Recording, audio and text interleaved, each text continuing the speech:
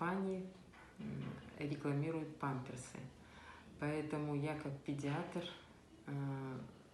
рекомендую обходиться без памперсов. Почему?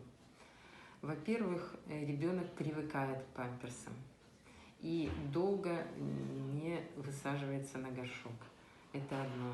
Другое, дети в памперсах, особенно у мальчиков, происходит нарушение режима развития яичек.